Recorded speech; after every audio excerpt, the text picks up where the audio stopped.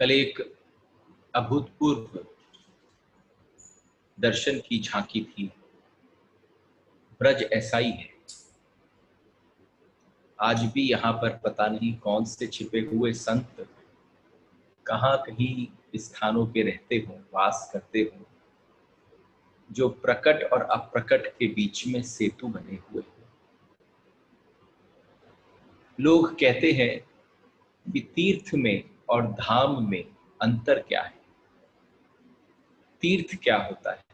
कोई संत का वहां वास हुआ हो, उनमें इतनी आनंद से भगवत्ता उतरी हो और आसपास के जन लोगों को उनके हृदयों को स्पर्श कर कर उन्होंने जीवन को परिणित कर दिया, उस स्थान को भी हम तीर्थ मानते हैं। तीर्थ वो भी होता है जहां से कोई पवित्र नदी बहती हो, गंगा यमुना बहती हो, तो उसके किनारे पर साधु संत आकर विराजमान करते हैं। बड़े सुंदर सुंदर देवालयों का निर्माण हो जाता है। भगवान की लीलाओं में से कोई एक लीला किसी एक स्थान पर, प्रांत पर घटी हो और उस प्रांत पर, स्थान पर घटते हुए उस लीला की, उस स्थली की महात्म्यता बढ़ गई हो, उसे भी तीर्थ कहते हैं। लेकिन धाम किसको कहते हैं? धाम उसको कहते हैं जो हमारे गोविंद का निज धाम है, जहां वो बसते हैं, जहां वो रहते हैं, उसको धाम कहते हैं। तो वृंदावन क्या है? वृंदावन धाम है। ब्रज को धाम कहते हैं। जब कुंभ होता है तो सारे तीर्थों के राजा के रूप में प्रयागराज को माना जाता है। लेकिन जब प्रयाग के यहाँ पर समस्त तीर्थ इकट्ठे हुए तो प्रयाग को बड़ा बुरा लगा। प्रयाग को लगा कि मेरे पास ब्रज नहीं आया, सब आ गए लेकिन ब्रज नहीं आया, सारे तीर्थों का राजा मैं हूं। तब कहा जाता है कि प्रयाग को समझाया गया कि तीर्थ में और धाम में एक बड़ी विशेषता होती है। तो तुम्हारा कर्तव्य है कि तुम तीर्थ बने रहो, तो तुम ब्रज में जाके पहुंच जाओ, अपना माथा रगड़ो ब्रज में, और तब जाकर तुम तीर्थराज बने रहोगे। धाम क्यों आएगा वहां पर? तो स्वयं ठाकुर बसते। तो ये अंतर है दोनों में। ये जो कल लीला श्रवण हुई, आप समझो ये कथाएं कैसे हम तक पहुंची होंगी, आप तक कैसे पहुंची होंगी। एक से एक सुंदर ग्रंथ, पुस्तक आदि मीरा के चरित्र को लेकर भरा पड़ा है। इतना साहित्य अलग अलग जगहों से प्राप्त हुआ है। कुछ उनके वंशजों ने भी बहुत सुंदर तरीके से इस सब तथ्यों को अलग अलग रूप से प्रस्तुत किया है। चंपा की वजह से हम सबको प्राप्त हुआ है। लेकिन जिस समय ये यात्रा होती है प्रकट वृंदावन से, जिस वृंदावन में हम नित्य भ्रमण करते हैं, एक ये भी बात कहने जैसी होगी और समझने और श्रवण करने जैसी होगी कि हमारा, आप विश्व भ्रमण पर जाओ तो आप उस जगह के बारे में, चीजों के बारे में जानकारी लेकर जाते हो, वैसी वेशभूषा धारण करते हो, वैसी मानसिकता से जाते हो कि अगर कोई मस्ती का स्थल है तो मस्ती करेंगे, कोई इन्वायरमेंटल फ्रेंडली स्थान है तो हम वैसे प्रकार से रहेंगे। आप जब ब्रज आते हो तो यहाँ आगमन ही हृदय की धारा को बीच में रखकर किया जाता है। ये प्रकट और अप्रकट वृंदावन पूरे समय वृंदावन में संग संग है। ये दोनों ही स्थल एक साथ है। आप समझना कब कब किस समय प्रकट वृंदावन में रहते रहते भक्ति की ऐसी सीढ़ियां आप चढ़ना प्रारंभ कर दें, आपको पता ही न चलेगा कि कौन सी दीवार में से अप्रकट वृंदावन, एटर्नल वृंदावन में जाने का मार्ग खुल जाए। देखिए, आपको एक छोटी सी बात बताऊं। यहाँ पर एक वन है और कल जब रात को बैठा और प्रकट और अप्रकट की चर्चा के बीच में मेरा मन झूले झूल रहा था, तो मैंने सोचा आप जब इस लॉकडाउन से, इस कोविड-19 से जब हम सब मुक्तता से बाहर निकल जाएं, तो सबने सोचा होगा कहाँ जाएंगे? What will be the first thing that we'll do after this? मैं आपसे एक बात कहूं, कहीं भी जाने का निर्णय हो, जहां पर आपने अपने मन को रख रखा हो, तो भी ये दास आप सबको वृंदावन का न्योता दे रहा है। क्यों ना हम सब मिलकर, जैसे मीरा गई, देखो अप्रकट की तो कहीं नहीं जा सकती, लेकिन इस प्रगट में भी कुछ ऐसे ऐसे स्थल हैं कि वहां पहुंचो तो आपको अगर लीला स्मरण हो जाए। क्योंकि आज बड़ा मन करता है मेरा, जब वृंदावन का जन्म, वृंदावन का सब कुछ, शिक्षा आदि सब बाहर हुई, तो नित्य हम ब्रज भ्रमण करने जाते। एक स्थान है भांडीर वन। भांडीर वन में दुनिया की एकमात्र विग्रह है, एकमात्र मूर्ति है, जिसमें ठाकुर जी राधा रानी की मांग भर रहे। आश्चर्यचकित होके देखा, क्योंकि कल्पना नहीं की जा सकती थी, क्योंकि कहीं श्रीमद् भागवत में नाम नहीं है। और आप समझो वो छोटा सा मंदिर, और उसके अंदर अगर जाके बैठ जाओ और उस लीला को अगर सिर्फ श्रवण करो, ये घटना कब घटी होगी, तो आप समझना मीरा की यहीं रह जाए और वहां वाली घटना प्रारंभ हो जाए। तो मैंने सोचा कि क्यों ना सबसे कहूं कि एक बार आप सब हमारे पास आ जाओ। जब सब शांत हो जाए, सबको लगे अब यात्रा की जा सकती है, तो आपको अपने ठाकुर को ब्रज दिखाएं। कहावत भी है कि ब्रज तो ब्रजवासी दिखा सके। मतलब फिर ऐसा दर्शन होए कि फिर हम सिर्फ मंदिरों पर डिपेंडेंट नहीं रहते, लीला स्थलियों का भ्रमण होता है। एनीवे, और जब आपसे मैंने कहा कि राधा रानी की मांग भरी गई, तो वहीं पास में एक वृक्ष है, 2 वृक्ष, और जैसे उनकी लताएं और उनकी डालियां आपस में गठबंधन हो गया है, वो भी प्रत्यक्ष आंख से दर्शन हो सकता है। ब्रह्मा को आदेश प्राप्त हुआ, वो भांडीर वन पहुंचे। यहाँ नंदोत्सव मन रहा था। नंदोत्सव मनते मनते प्रिया जी ने कभी नैन नहीं खोले। जब ठाकुर के प्रथम दर्शन कर कर राधा रानी ने पहली बार अपने नेत्रोत्सव किया, नेत्रों को खोलकर ठाकुर जी की छटा को निहारा, तो उस समय ठाकुर जी ने क्या किया? प्रिया जी और उनके बीच में अंतरंग मन का जब संवाद हुआ, तो प्रिया जी ने कहा कि ये लीला तुम कब बड़े होगे और कब हम भ्रमण करेंगे? तो ठाकुर ने कहा तुम कहो तो अभी चले, अभी इसी क्षण निकल पड़े। तो हमारे ठाकुर जी ने आज्ञा दी अयन को, अयन मोए उठा ले, और अयन ने एक प्रकट लीला वृंदावन में। तो आप समझना, ये मैंने इतनी बात, इतनी भूमिका क्यों कही? क्योंकि प्रगट और अप्रगट संग संग चलते हैं वृंदावन में।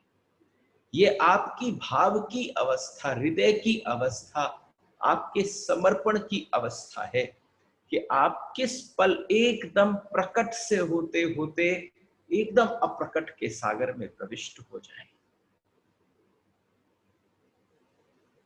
आप समझना, बड़ा दिक्कत होती है एक बार अप्रकट के अंदर भीतर प्रविष्ट कर कर बाहर आकर फिर प्रकट की लीला को करना, क्योंकि फिर जमीन और आसमान का अंतर सतह इस चक्षुओं को प्रकट होते दिखता है। और जिस समय आज ठाकुर सामने बैठे हैं मीराबाई के, कल जहां पर बात को विश्राम किया, वहीं से इस बात को उठाते हैं। ठाकुर ने कहा कि अभी तुम इस देह से, इस संसार में ही रहना, कौन सा प्रयोजन होगा, कौन सा ऐसा प्रयोजन होगा जो श्याम सुंदर ने 5000 साल पहले निर्धारित कर दिया था ये पता होते होते कि द्वापर का काल जा रहा है, कलिकाल आ रहा है। कलिकाल में भी किस प्रकार से किस माधवी का चयन किया गया होगा, उसे कैसे गढ़ा होगा, कैसे उन्होंने उस लीला को रचा होगा कि राव दूदा जी उसके बाबा बने होंगे और उसका जो पति है भोज वो उसका पति बना होगा। ये भगवान की कृपा के बिना, उनकी रचना के अलावा संभव नहीं। जिस समय पर हमारे गोविंद ने कहा को संसार में रहकर माधवी, और जब जब ठाकुर माधवी कहते तो वो एकदम मुड़ के देखती तो ठाकुर की आंखों से कहता, तू क्या सुनना चाहती है बोलना। कि पहली बार जो आस लगी वो माधवी की थी, आस माधवी की थी, पर जो आग जगी वो मीरा की थी। इस अग्नि को कम न होने देना। एक आस है जिससे शुरुआत हुई थी, लेकिन मीरा आग बन गई है, अग्नि बन गई है, तपने के लिए तैयार है। आपके मुख से मीरा भाता है। तो श्याम सुंदर ने कह दिया कि हाँ मीरा, कुछ वर्षों तक संसार में रहकर भक्ति भगीरथी प्रवाहित करना, इस भक्ति भगीरथी को प्रवाहित करना और तेरे अलौकिक प्रीति भक्ति विरक्ति रहनी सहनी करनी और प्राण परित्याग आदि जितना भी कुछ है, इस लीला को देखकर घोर करिकार के लोगों को जो मन के अंदर भावना उत्पन्न होगी, वो मन के अंदर अगर जिसको तेरी लीला को सुनकर, देखो श्याम सुंदर ने क्या कहा, हे मीरा, तेरी इस लीला को श्रवण कर कर, तुझे देख कर, तेरी अलौकिक प्रीति भक्ति कहनी करनी, इस सब को देखकर जब कलिकाल के लोगों के मन के भीतर उनका हृदय द्रवीभूत होगा, तो समझना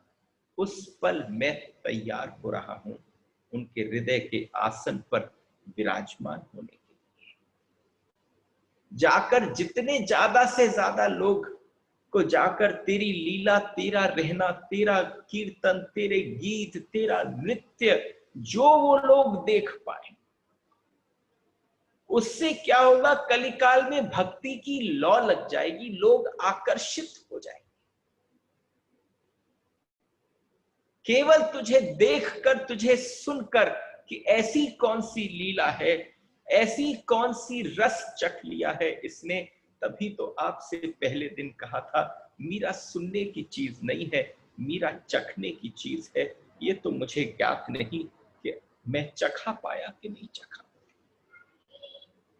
पर इतना निश्चित है कि कहीं आने की आभास अगर गोविंद कराते हैं तो आपका हृदय जो है वो सबसे पहले स्पंदन करता है। जब ठाकुर ने कहा कि ठीक है, ये कठिन यातना सहकर भी भक्ति कोई आसान नहीं, ज्ञान तो मैं ऐसे ही बांट देता, वैराग तो मैं अपने पल्ले से पीतांबर को झाड़ू तो वैराग उतर पड़ता है, लेकिन मीरा तुझसे क्या कहूं, भक्ति तो मैं उनको प्रदान करता हूं जिनके हृदय को निचोड़कर उनकी आंखों से गंगा धारा प्रवाहित होती है। तो भक्ति मेरा प्रसाद है, भक्ति उसको मिलती है जिसको मैं चाहता।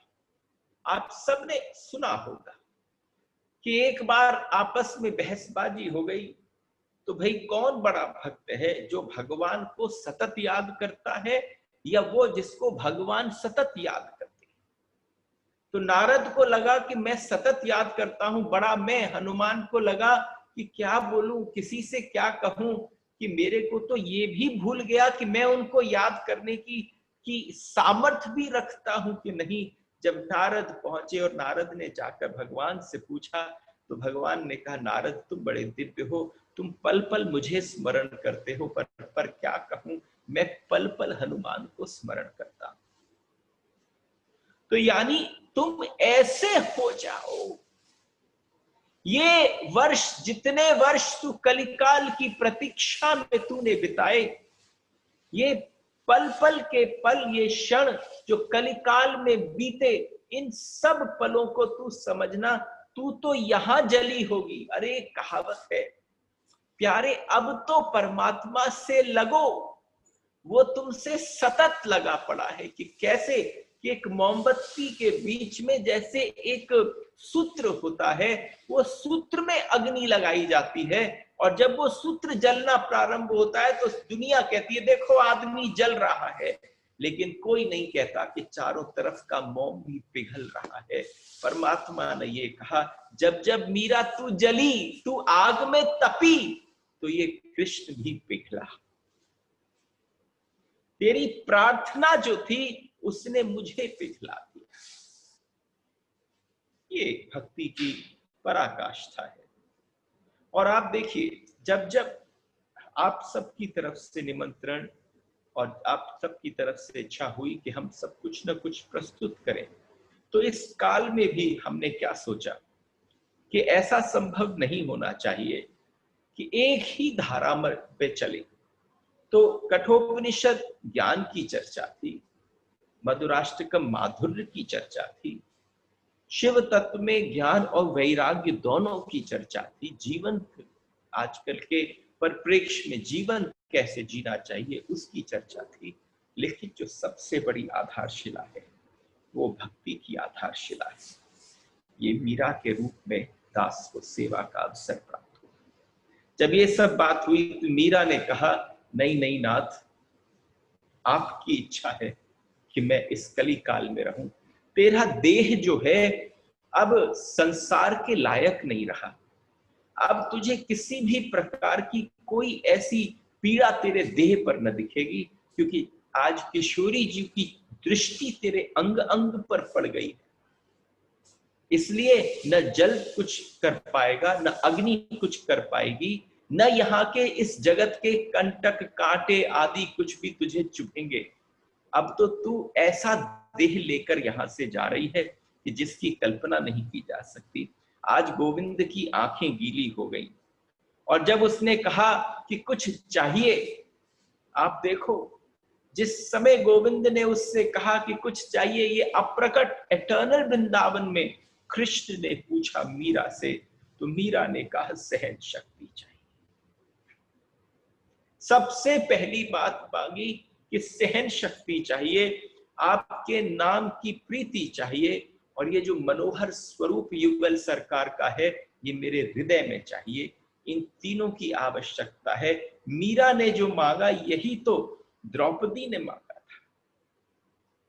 जब जन्म हुआ और पता चला उस यज्ञ कुंड की धधकती हुई लपटों के मध्य से जब द्रौपदी का जन्म हुआ, और उसी समय द्रौपदी को उसी समय उसके पिता ने निर्धारित कर लिया, जब उसका नाम कृष्णा निकला कि कृष्णा को कृष्ण को अर्पित करूंगा, उसी समय पता चला कि धर्म को स्थापन करने में ये हेतु है। तो उसने कहा मैं नहीं जानती, जो ये कृष्ण है ये इतना आकर्षण लिए हैं, अगर आपको नमन करती हूँ, आपसे विनती करती हूँ, मांग रही हूँ, बिना देखे आपसे मांग रही हूँ, अगर धर्म के अंदर मेरा हेतु है तो फिर मुझे सहन करने की शक्ति भी प्रदान कर। ये सहन शक्ति सबसे अद्भुत चीज है। हम सबसे पहले क्या खोते हैं? हम अपने जीवन में सहन शक्ति खोते हैं। छोटी छोटी बात में, सब बातें बाद में आती, मैं सहन नहीं कर सकता, ये बात निकलती है। यहां मीरा ने कहा सहन शक्ति प्रदान करना, सब मिल जाता है, सहन शक्ति कृपा से मिलती। उस समय मीरा ने मांगा सहन शक्ति, और तब उन्होंने कहा, कहते कहते मीरा के नेत्र भराए, चंपा अब यहीं रहे। कृष्ण ने कहा, चंपा तूने मेरी माधवी लौटा दी, अब तू यहीं वास कर। आप समझना, जिस समय मैंने इस पंक्ति को अपने अंदर उतारा होगा, उस समय उस मन की अवस्था में भी जाना होगा कि जब चंपा से कृष्ण ने कहा होगा अब तू यहीं रहेगी, तो आप समझना कि यहाँ जीव जितने भी कहें, भक्ति की आस करें, अगर आज गोविंद आके कहें कि चल, तो हम में से शायद कोई ऐसा ना हो जो ये कहे कि भगवान बस जरा इसका कार्य पूरा हो जाए, इसका ब्याह पूरा हो जाए। लेकिन चंपा को क्या कहा? चंपा से कहा ये यही रहेगी। चंपा उसी समय आनंदित हो गई। अरे 4,500 वर्ष की प्रतीक्षा हो गई। 4,500 वर्ष की प्रतीक्षा के पश्चात गोविंद ने अपने चरणों में कह दिया। उसने मौन स्वीकृति में सर हिला दिया और उसका उस समय आनंद रहा। और हे ललिते, यहाँ आओ। ललिता सखी पधारी। ललिता सखी से कहा, देखो तुम सबकी जो माधवी थी, जिसकी सारी बातें आकर तुम मुझसे कहते, ये रही मीरा, वो ही ये आ गई है। अब इसको सब जगह के दर्शन करा। अब आज से तेरी जिम्मेदारी, क्योंकि चंपा अब बाहर न निकलेगी। अब चंपा की सारे जितने जीवन के, जितने शरीर के संपर्क थे, वो सब यहाँ आकर केवल श्री प्रिया जी के चरणों में लुंठित हो गए। राधा बहन का आग्रह हुआ, राधा जी का, श्री किशोरी जी का आग्रह हुआ कि श्री किशोरी जी ने कहा कि पूर्व जन्म भी इनको स्मरण करा दिया जाए। ये अति आवश्यक है, क्योंकि एक समय और स्थान देखना ललिते, तुम हमारी माधवी को, मीरा को, उसका पूर्व जन्म भी स्मरण कराते। और किशोरी जी के जाकर, मीरा ने जाकर जब दर्शन किए, उठ बहन तेरा कलुष का निवारण हो गया। हमारी बड़े प्यार से किशोरी जी ने मीरा के ऊपर अपने हाथ को, वरद हस्त को पधराकर कहा। श्री किशोरी जी ने उस समय कहा, जब तक तुम वृंदावन में हो तब तक यह ललिता तुम्हें सब कुछ समझाएगी, सब कुछ दिखाएगी। और ऐसी उदार स्वामिनी जी से, ऐसी उदार किशोरी जी से क्या मांग। आप समझना, ये दो दिखते हैं पर ये दो है नहीं, ये दोनों एक है। जो श्याम सुंदर के मुख से निकलता है सारी लीला को सजाने के लिए। आज अगर राधा रानी न हो, कहा गया श्रीमद् भागवत में, बिन राधे कृष्ण आधे। अगर राधा रानी न हो तो लीला इतनी सुंदर संवरित न हो, इतनी सजाई न जाए। आज जब सब हो गया तो उन्मादनी मीरा और उसकी जो गोपियां थीं, वो ऐसी चिंताग्रस्त हो गई जिसकी कल्पना न की जा सकती।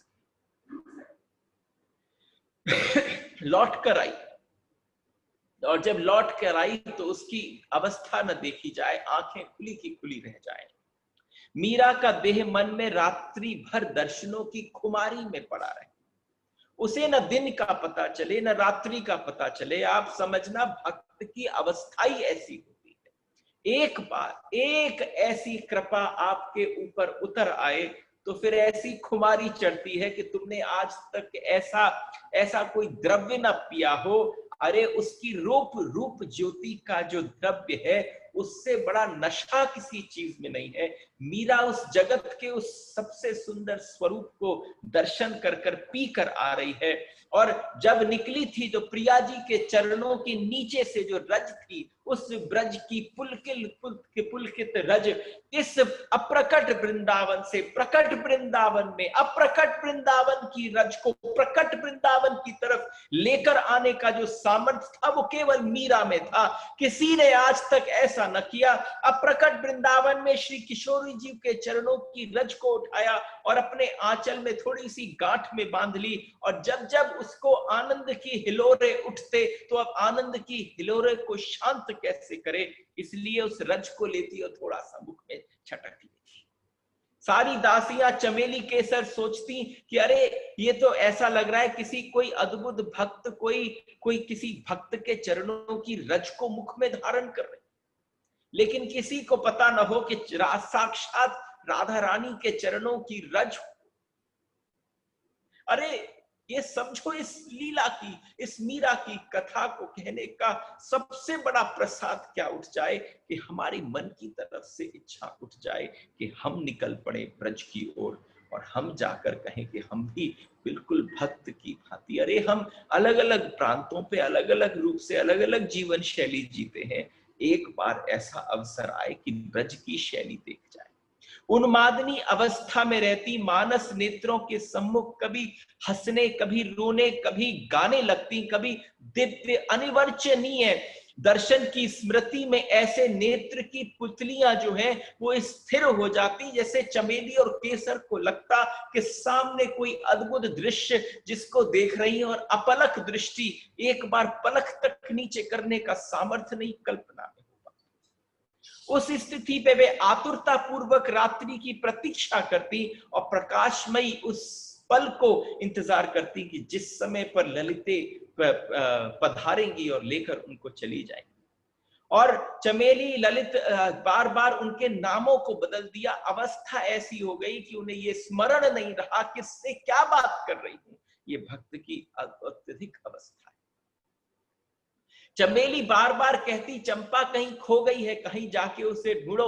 अपने पति शंकर को भेजती, शंकर को खूब उल्हाना देती कि जाओ जाओ। उन्मादनी पागल अवस्था में मीरा को देखती तो वैद्यों के पास ढूंढने को जाकर कहती कि कोई दवा, कोई ऐसी औषधि ले आओ जो हम अपनी स्वामिनी जी के मुख में डाल दें कि वो सही हो जाए। लेकिन यहाँ पर अवस्था ऐसी रही कि यहाँ जितना भी भाव, चिड़चिड़ापन इन दासियों का प्राकट्य हो रहा था, आज एक दूसरे को उल्हाने देने लगे। और यहाँ मीरा सब संसार से, सारी गतिविधियों से दूर होकर जैसे जिस भाव को देख आई थी, अब इस संसार में उस भाव को देखना नहीं, लेकिन बार बार रह रहकर भगवान गोविंद की, श्याम सुंदर की केवल एक प्रतिज्ञा याद आ रही थी, अभी कुछ दिन संसार में रहना, कलिकाल के जीवों का उद्धार होगा, जितने दिन तुम रह पाओ उतने दिवस तुम्हें रहने के पश्चात। एक ऐसी गतिविधि, एक ऐसी शैली कि लोग आगे आगे उसका, उस मार्ग से समझ पाए कि भक्ति में समर्पित होकर कैसे जिया जाता है। और आज अंदर ही अंदर सारी दासियों के मन में इतनी पीड़ा उठती कि आज अपनी स्वामिनी जी के चरणों को देखती, जब से वृंदावन आई है तब से पग रखी धारण नहीं करी है, तब से धूल धूसरित हो रहे हैं, लेकिन धीरे धीरे आज एक कौतुक देखा, और कौतुक इतना विलक्षण था कि जहां जहां पर नीचे से पद के तल फट रहे थे, वो ऐसी देह कांति अप्रकट वृंदावन से प्राप्त हुई थी कि एकदम बहुत सुडोल, बहुत अत्यधिक लावण्यता से भरे हुए, जैसे कि महलों में भी नहीं थे ऐसे चरणारविंद, ऐसा हाथ, ऐसे हाथ की उंगलियां, सब कुछ इतनी दिव्य कांति के साथ सुंदरता से सजने लगी जिसकी कोई कल्पना न थी। संतों का सत्कार हुआ, संत आए धीरे धीरे और उन्मादनी भाव में रहती थी।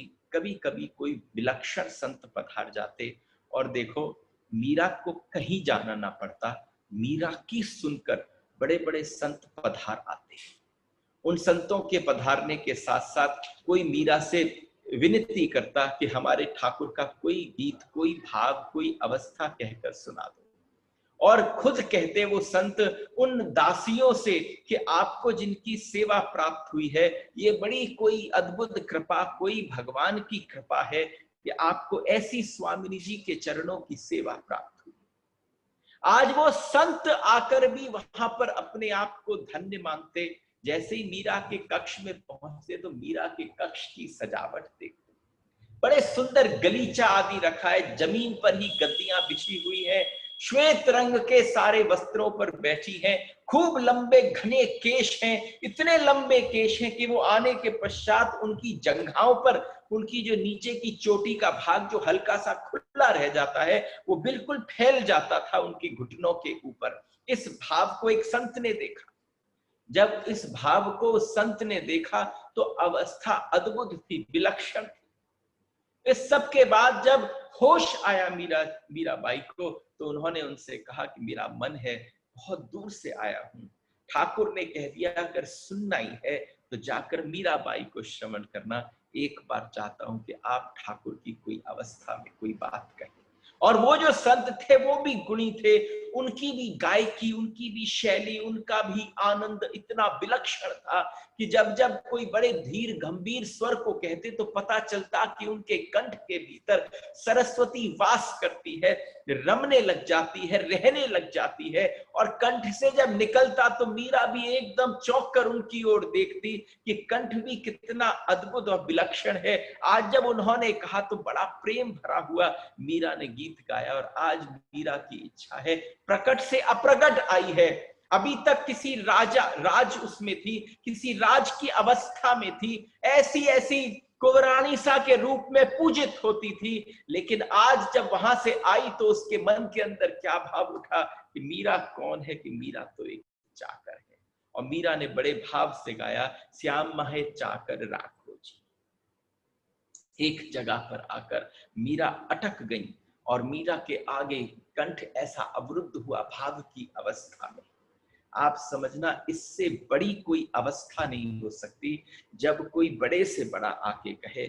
आपको बताएं कि ठाकुर जी की सेवा में अगर कोई चाकर की भी अवस्था किसी को प्राप्त हो जाए तो उससे बड़ी कृपा नहीं हो सकती। चाहना किस बात की, अरे हम और आप कैसे लोग हैं, जब ठाकुर के मंदिर में जाते हैं तो वहां जाकर हमारा अहम किस बात से मेल खाता है कि ठाकुर के पास से कोई खड़ा हुआ उनका सेवक ऊपर से माला डाल दे और आपको बड़ी सी टोकरी प्रसाद की दे दे। और उस अवस्था में लेकिन अगर कोई सच में भक्त होता है उसे सबकी आस नहीं होती, क्योंकि मंदिर के भीतर जाने में सबसे बड़ा प्रसाद है कि ठाकुर की छटा का दर्शन हो जाए। आपसे कोई बड़ी बात नहीं कहता, सिर्फ राधा रमन जी की छवि की बात कहता हूं कि जब कोई यहाँ पर आकर चरणारविंद से लेकर धीरे धीरे अपनी नजरें ऊपर उठाएं और ठाकुर उस दिन आनंदित हो, मुस्कुराएं और उनकी दंतावली के दर्शन हो जाए, तो तुम समझना लोग अपना सौभाग्य मानते हैं। वो ही प्रसाद है। उसके बाद कोई कुलिया, कोई मठरी, कोई लड्डू कोई हाथ में दे भी दे तो वो प्रसाद नहीं है। ठाकुर की मुस्कुराहट पर बारी जाऊं, ऐसे भाव की अवस्था से कोई बचता है। बड़े से बड़े राजा, बड़े से बड़े देव, बड़े से बड़े सब आकर जिस रज में आकर लौटने को तत्पर रहते हैं, अपने मुकुटों को उस रज के अंदर धूमिल कर कर अपने आप को सौभाग्यशाली मानते हैं, वो राजा राजा नहीं है, वो राजा वहां आकर चाकर बन जाते। इस अवस्था को देखा, बस इस प्रेम को देखकर भाव कर आज वो संत भी वहां से निकले। आज मीरा का बहुत मन है, ललिता साथ में है। आज उन्होंने बताया, आज उन्होंने माधवी के पूर्व जन्म के वृतांत को कह सुनाया। कौन थी माधवी जो मीरा बन गई? आपको और हमें भी तो ज्ञात न हो। ये तो एक वर्तुल है, यहाँ आत्माएं जाती हैं और वापस पुनः दूसरे शरीर को लेकर आती। गर्भ उपनिषद के अंदर है कि जिस समय बालक का जैसे ही संसार में बाहर आगमन होता है तो एक ऐसा स्थान है मां के शरीर के भीतर कि उससे स्पर्श होते ही उसे सारे पुराने जन्म जो है वो भूल जाता है और उसके बाद फिर वो बाहर इसमें नए जीवन, नई यात्रा पर प्रारंभ होता है।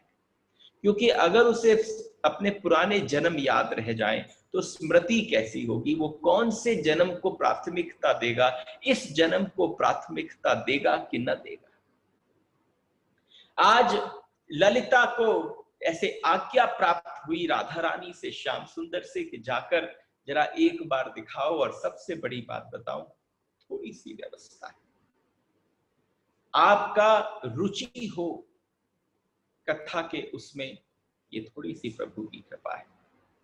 आपकी रुचि के साथ साथ आप उसे आत्मीयता के साथ स्वीकार करें, ग्रहण करें, ये भगवान की और कृपा है। उसके पश्चात और थोड़े आगे अगर बढ़ जाएं तो आप समझना, आप उन लीलाओं का आस्वादन करें। उन लीलाओं के आस्वादन को लेकर साक्षात भगवान की अनुभूति प्रकट होकर दिखती हो, ये भगवान की और कृपा है।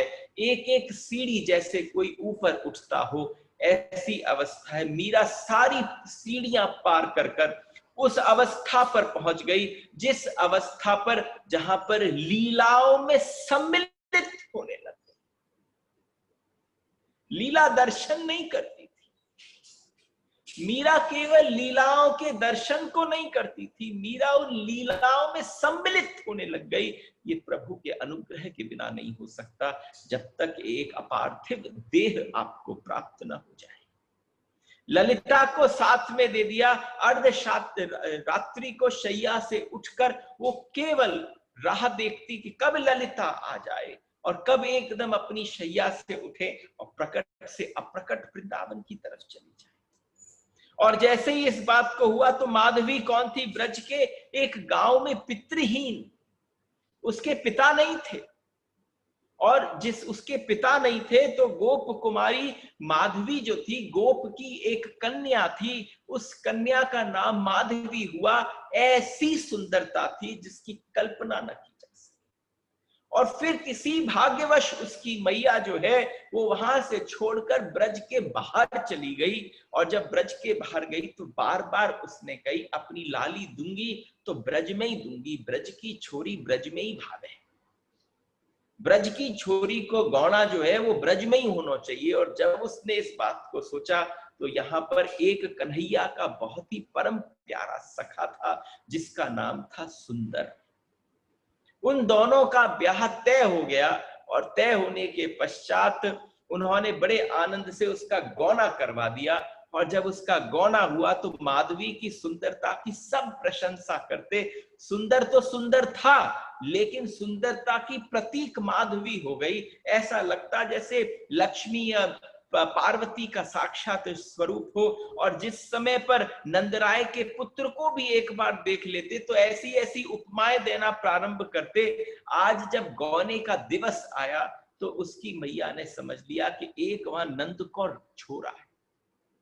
ये देखो ललिता सुना रही है, और ललिता सुना नहीं रही है, ललिता ले गई है 4,500 वर्ष पूर्व उस मीरा को माधवी के रूप को दिखाने, उसके उस घर के भीतर जैसे साक्षात दर्शन कर पा रही है कि ये मेरी माता थी, ये सुंदर था जिसके साथ मेरा ब्याह हुआ।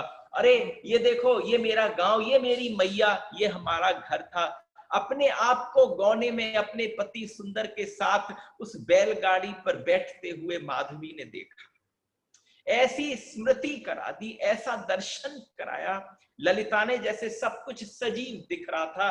किसी के सामने कोई चलचित्र चल रहा हो, तुम अपनी कहानी देख पाओ, तुम अपना जीवन देख पाओ। ऐसा सौभाग्य कब प्राप्त होगा? जिस समय पर उन्होंने कहा, माधवी को उसकी मैया ने शिक्षा दे दी और उससे कह दिया कि देख तू जा तो रही है नंदराय के गांव, एक नंद को छोड़ा है, जाए सब कन्हैया कहें, कलुआ कहें, कन्नू कहें, गोपाल कहें, जाने किन किन नामन से बोले, लेकिन मैंने सुनी है कि जा समय कोई छोरी बाय देख ले, बाप को सबरो मन जो है वो कहीं पागल है जाए, वो बावरी है जाए। तो उसकी मैया ने क्या किया? उसकी मैया ने कोई गलत बात नहीं बोली।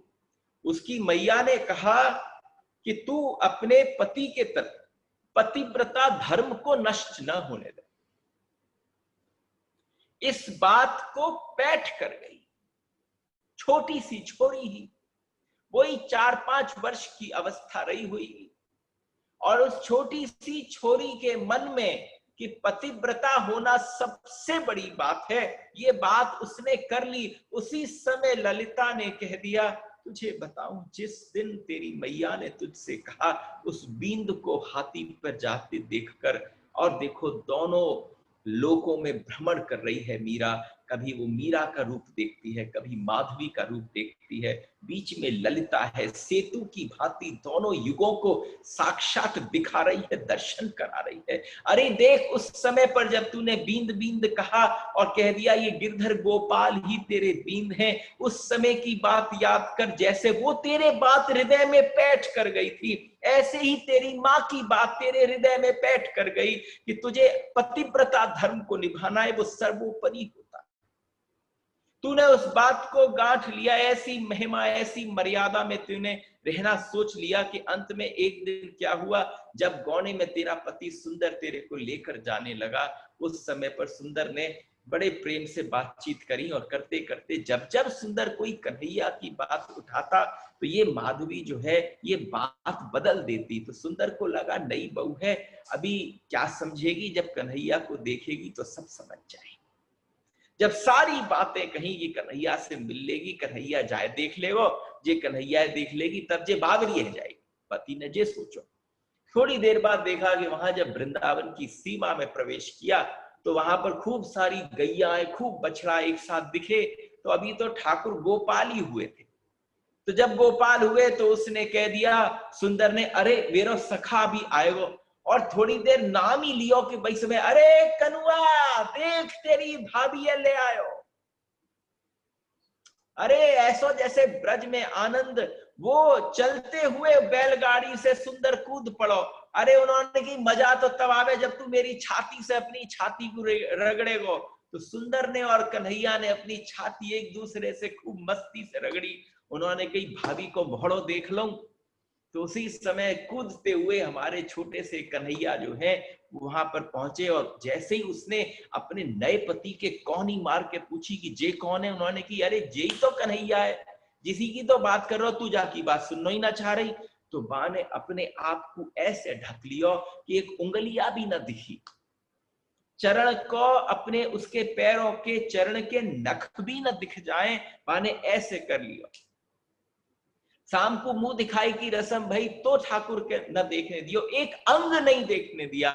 उस समय ठाकुर उस समय खड़े हुए, और जिस समय ठाकुर की जब बोली मिल रही, कोई छाती से छाती रगड़ने वाली जो भाषा थी वो दूसरी थी, कन्हैया का सुंदर से मिलने वाली भाषा थी वो दूसरी थी। लेकिन जब उन्होंने माधवी से कहा, जब उन्होंने माधवी से कहा कि तू अब मुझे कभी न देख पाई, और तू तो क्या, मैं तुझे इस समय कभी न देखूंगा, इस भाव को कहते ही वहां पर उसे कुछ फर्क न पड़ा। उसे ये ना पता चला कि इन शब्दों में क्या कह दिया, लेकिन घूंघट की ओट में थी, उसे सुनाई न दिया। उसने कहा पता नहीं कौन सी भाषा, कैसी भाषा शैली है। और उसी समय जैसे ही कहा कि अब क्या करें भाई, वाह वाह माधवी जो है, अब यहाँ पर अवस्था ऐसी होती रही कि धीरे धीरे समय बीतता रहा, और समय बीतने के साथ साथ माधवी जो है अपनी सास के साथ जब बैठती, तो जब आई नई बहू आई तो पूरा गांव आया मुंह दिखाई करने। लेकिन जो सुंदर की मैया थी, सुंदर की मैया अपनी नई बहू को लेके नंदराय जी के महल की तरफ गई। यशोदा मैया के जाके चरण छपाए, उन्होंने खूब उपहार आभूषण वस्त्र आदि सब दिए, और देने के पश्चात उन्होंने कही, अरे ये तो बड़ी सुंदर बहू है। और उसी समय कृष्ण का, कन्हैया का आगमन हुआ, तो वहां पर हल्का सा घूंघट करके बैठी थी। तो यशोदा मैया ने कहा, अरे तूने अपने सखा सुंदर की बहुए देखो। तो उन्होंने कहा, अरे ये जो बैठी है ये सुंदर की बहू है, अरे जाए तुम ना देख लो। एकदम यशोदा मैया को समझ में ना आया कि कन्हैया जी कहकर क्यों गए। कन्हैया ने एकदम छूटते कह दिया, जाए मोए न देखनो, और जाए मोए न देख कर कह के चली गई। उस समय भी माधवी के मन में कोई धारणा न उठी, और माधवी ने अपनी मां के वचन को कैसा निभाया कि जब कभी कन्हैया कहीं से निकलते, कहीं कोई नाम सुन लेती, कहीं कभी वंशीनाद हो रहा होता, कहीं वेणुनाद हो रहा होता, कहीं कन्हैया का स्वर सुनाई देता, तो अंदर की भीतरिया वाली कोठरी में जाके कान बंद करके बैठ जाती कि न मुझे सुननी है, क्योंकि मेरा पतिव्रत धर्म भंग हो जाए। और उस समय पर जब इंद्र याग हुआ, जब गोवर्धन की पूजा हुई, और ऐसी वृष्टि जैसे पूरे ब्रज ने कह दिया कि प्रलय हो रही हो, उस अवस्था पर यहां पर ले जाकर सब पहुंच गए, और सब हल्ला मच रहा था, हाहाकार मच रहा था। कहां शब्द उठ रहे थे गैयाओं से करुणा के, कहां मोर अपने आप को जो इतनी प्यारी भाषा बोलते, पपीहा कोयल आदि सब उड़ते उड़ते सबके सब गिरिराज जी की शरण में आ गए, क्योंकि एक स्वर निकला, और वो स्वर कोई साधारण स्वर न था। माधवी कहती है, वो अब तक मेरे कान में गुंजारण होता है। वो स्वर था कि इस समय पर सब गिरिराज की शरण में चलो, वही तुम्हारी रक्षा करेंगे। और जब वहां पहुंच गए सब के सब मिलकर, तो उस समय पर अपनी छोटी सी उंगलिया के ऊपर जब धारण कर लिया उन्होंने गिरिराज, ललिता आई। उस समय जिस अवस्था में मीरा थी, रोमांच होने लगा। उन्हें उस समय ललिता न दिखी, उस समय मीरा को ये लोक न दिखा, उस समय धरती पर खड़ियों न दिखा, उस समय वो प्रलय दिखी, उस समय वो इंद्रयाग दिखा, उस समय वो धीरे से उठता हुआ गिरिराज उठता हुआ दिखा, और उन सबके भीतर समस्त ब्रजमंडल प्रवेश कर गया। वो 7 कोस का गिरिराज एकदम 84 कोस का गिरिराज बन गया। 7 दिवस तक, 7 रात्रि तक, 7 वर्ष के कृष्ण ने एक उंगलिया के ऊपर धारण कर लिया। उस समय आकर जिस सखी ने कहा, वही तो चंपा थी जिसने कहा, अरे बावरी क्या कर रही है, जरा देख, अरे देख।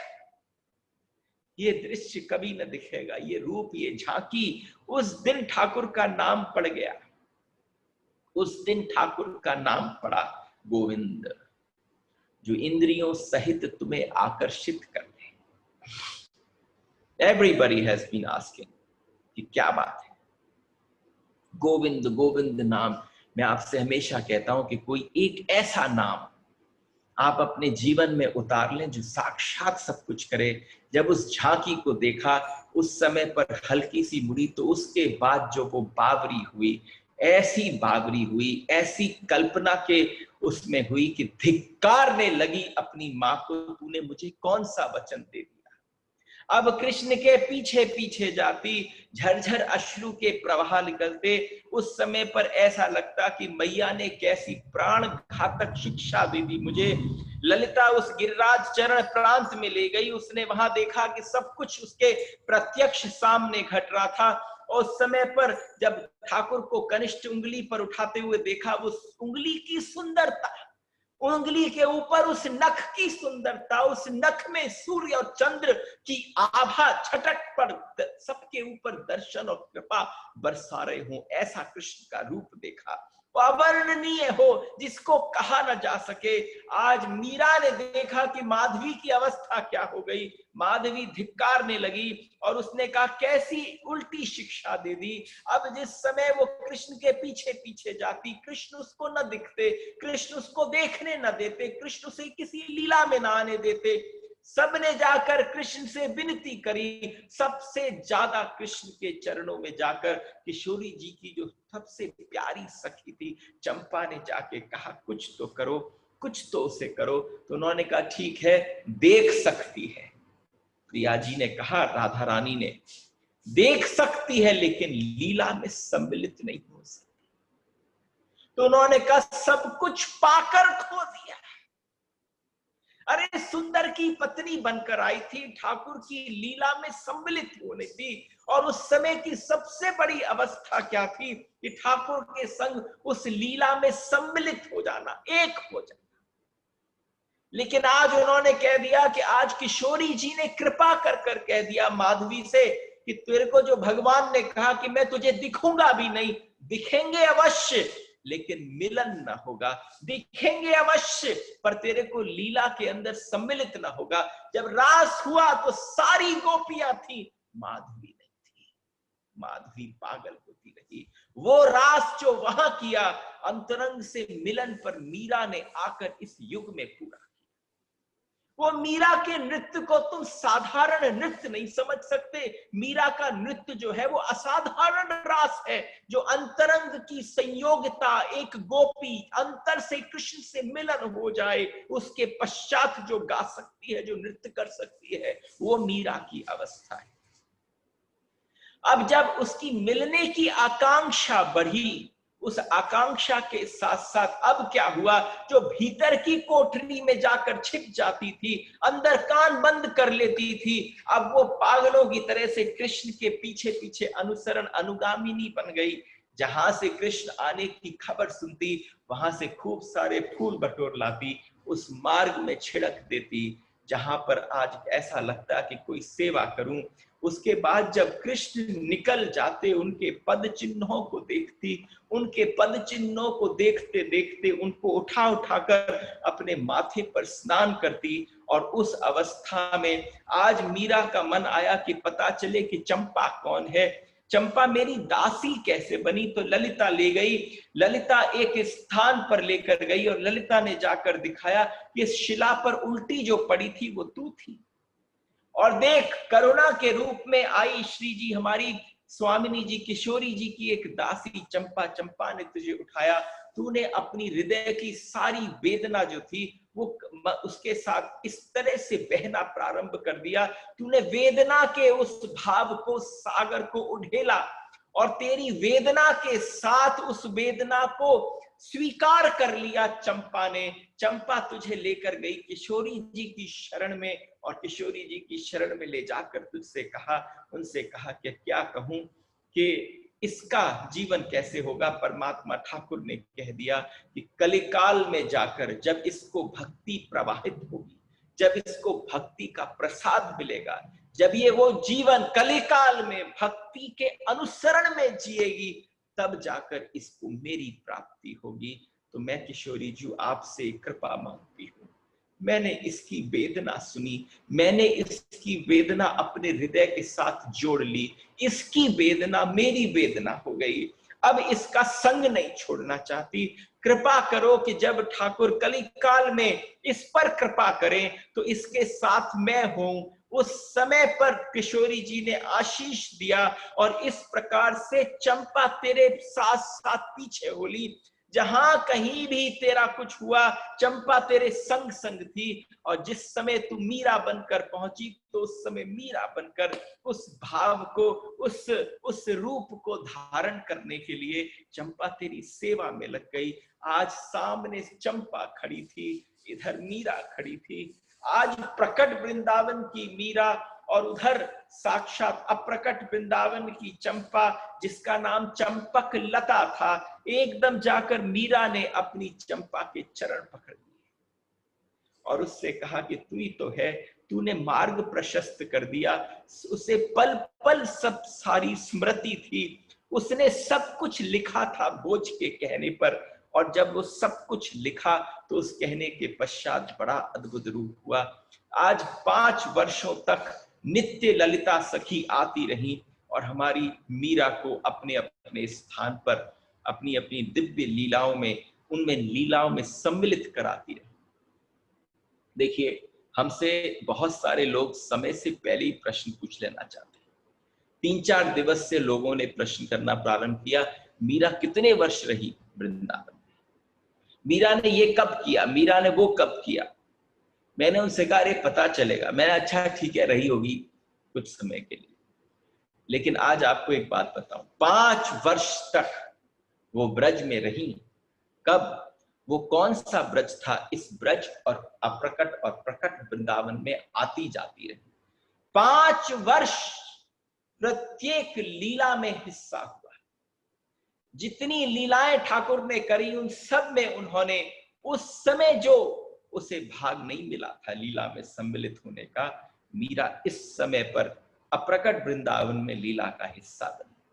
उसके पश्चात गोविंद ने कहा, अब तुम्हारी इस अप्रकट वृंदावन में अभी फिलहाल आने की आवश्यकता नहीं है, तुम भक्ति में और डूब जाओ। और डूबने के पश्चात इस कलिकाल के लोगों को एक ऐसा मार्ग सुझाओ कि जिससे भक्ति उनके हृदय का संगिनी बन जाए। उसके लिए मेरी मीरा प्रतीक होगी। उसको रखने के लिए 20 वर्ष तक मीरा और वृंदावन में रही, यानी 25 वर्ष मीरा वृंदावन में वास करती हैं। 30 वर्ष की लगभग आयु में आई थी। 55 वर्ष तक की अवस्था में मीरा वृंदावन में ही रही। बीच में एक बार अकबर और तानसेन दोनों मीरा की ख्याति सुनकर जब अकबर आगरा की तरफ आए, तो उन्होंने बहुत सुना कि एक ऐसी हैं जिनमें हुनर और नूर और साक्षात भगवत कृपा ऐसी अद्भुत विलक्षण तरीके से है। तो उन्होंने साक्षात आकर उनके दर्शन किए। पता न था, बिल्कुल छुपा कर आए थे, बिल्कुल साधारण वेशभूषा में, लेकिन फिर भी उनको शाह कहकर संबोधन किया और कहा कि आप ऐसा कार्य करें जिससे कि प्रेम और आनंद प्रजा में रहे। तो उन्होंने कहा, आप कैसे जानती हैं कि मैं शाह हूं? उन्होंने कहा कि क्या कहूं, ठाकुर की कृपा है जो मुझसे छुपाना चाहते हैं। अब जब उन्होंने अपने आप को नहीं छुपाया, तो इस जगत का कौन सा ऐसा है जो छिपा रह जाएगा। देखिए, आज इस कथा को विश्राम करते हुए मैं आपसे कुछ कहना चाहता हूं before we sign out and we leave the group. मात्र 2 दिवस या 2.5 दिवस और शेष रह गया है। और ठाकुर की आज्ञा प्राप्त हुई है कि अब मीरा मेरे द्वारका धाम जाए। तो मीरा अपने मन से नहीं गई थी, मीरा को भगवान ने, हमारे कृष्ण ने, उनके श्याम सुंदर गिरधर गोपाल ने कहा, क्योंकि मीरा के हमेशा मन में जो अवस्था आई वो गिरधर के द्वारा तो उनकी सबसे पहली स्मृति थी, लेकिन कई स्थानों पर जब जब वो रूप देखती तो देखती भगवान के बड़े सारे हाथ हैं, उनके ऐश्वर्य रूप का दर्शन करती। तो उन्होंने कहा मेरे माधुर्य का देखा, अब आकर मेरे ऐश्वर्य का दर्शन करो द्वारका में। तो कल से हमारी द्वारका लीला प्रारंभ होगी। ये जितना जो समय, 1 दिन 2 दिन 2.5 दिन जो भी निकलेगा, कोशिश करें कि इसे 2 दिवस के अंदर ही हम पूरी मीरा के इस चरित्र को कह पाए। तो अब आज के इस सत्र को यहीं विश्राम करते हैं।